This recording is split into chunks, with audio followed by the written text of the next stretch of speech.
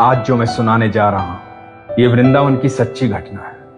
इसे आंखें बंद करके सुनिएगा ताकि आपको ठाकुर जी के साक्षात दर्शन हो। बात बहुत साल पहले की है। चांदनी रात थी। मंदिर के द्वार बंद हो गए थे। धीरे धीरे बाजार भी बंद होने लगे। चारों तरफ चांद की चांदनी छाई हुई थी। चांद की रोशनी में यमुना नदी, भगवान का भवन, माँ राधा रानी का महल, कुंज की गलियां, पेड़ पौधे, निधिवन बहुत सुंदर लग रहा था। ठंडी ठंडी हवा चल रही थी। कुछ एक लोग पान की दुकान पर खड़े थे। पान की दुकान से एक व्यक्ति अपने घर की तरफ बढ़ा और उसने देखा कि रात्रि की 11 बज चुकी। सारा बाजार बंद है, सुनसान गलियां हैं, लेकिन एक दुकान से रोशनी आ रही है। एक मिठाई की दुकान, हलवाई की दुकान।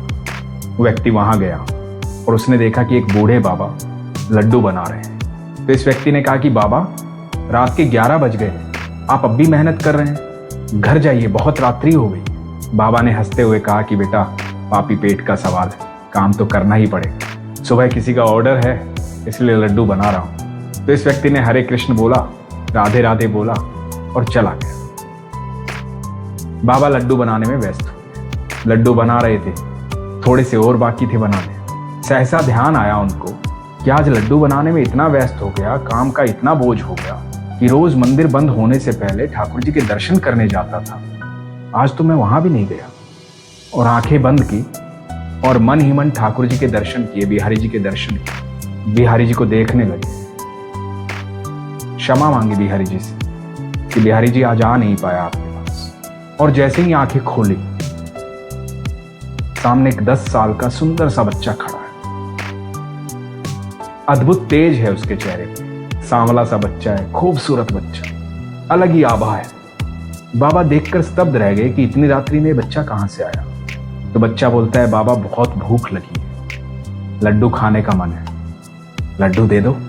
तो बाबा देखते रहे उसे। तो बच्चे ने कहा कि बाबा, ये मेरा कंगन ले लो, मुझे लड्डू दे दो। बाबा ने देखा कि बच्चा अपना कंगन दे रहा है, लड्डू मांग रहा है। तो बाबा ने कहा कि बेटा कोई बात नहीं, तुझे लड्डू खाना है तू लड्डू ले ले, मुझे कंगन नहीं चाहिए। तुझे और भी कुछ खाना है मेरी दुकान से तो ले ले, मुझे कुछ नहीं चाहिए, ले ले बेटा। और बच्चे ने कहा कि नहीं बाबा, आप कंगन लोगे तभी मैं लड्डू लूंगा, आप कंगन नहीं लोगे तो लड्डू नहीं लूंगा, फिर मैं भूखा चला जाऊंगा, मुझे बहुत जोर से भूख लगी। तो बाबा ने मन रखने के लिए कहा कि ठीक है, कंगन दे दे। बाबा ने सोचा कि जब लड्डू खा लेगा तो इसको कंगन वापस कर दो। बच्चे ने कंगन दिया, बाबा ने दोनों हाथों में लड्डू दे दिए। बाबा इधर कंगन लेके रखने लगे और जैसे ही उधर देखा जहां बच्चा खड़ा था वहां बच्चा नहीं था। बाबा को लगा कि लड्डू लेकर बच्चा भाग गया, भूखा था। और बाबा ने अपना सारा काम पूरा किया, दुकान बढ़ाई और घर की तरफ जाने लगे। बस एक बात सोच रहे थे कि बच्चा बहुत सुंदर था और संस्कार कितने नेक थे। मुफ्त में नहीं लेना चाहता था, चाहता था कि खाना है लेकिन कंगन ले लो तब खाऊंगा। पर बहुत रईस परिवार का बच्चा लग रहा था, अमीर परिवार का बच्चा था। फिर बाबा सोचने लगे कि इतने अमीर परिवार का बच्चा था तो भूखा कैसे था और अकेला क्यों आया यहाँ? कहीं माता पिता से नाराज तो नहीं था? और माता पिता को ध्यान रखना चाहिए, रात्रि बहुत हो गई है।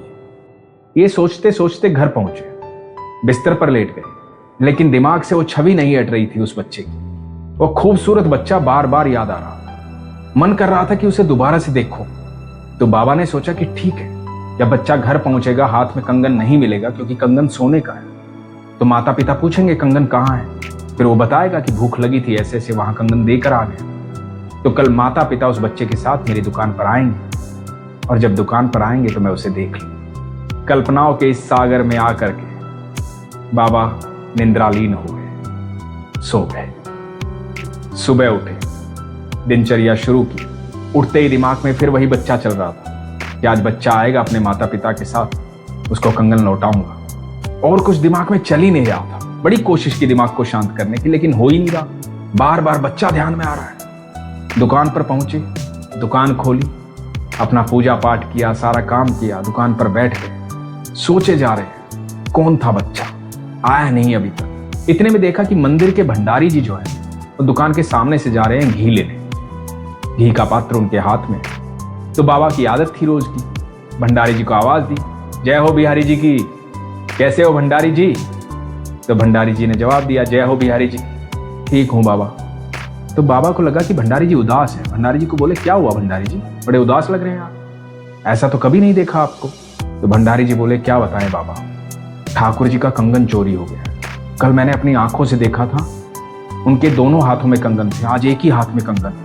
पता नहीं कौन चोरी करके ले गया ठाकुर जी का कंगन। और ये बात इधर भंडारी जी कह रहे थे और इधर बाबा जो है वो एकदम स्थिर हो गए। तो भंडारी जी ने देखा कि ये क्या हुआ।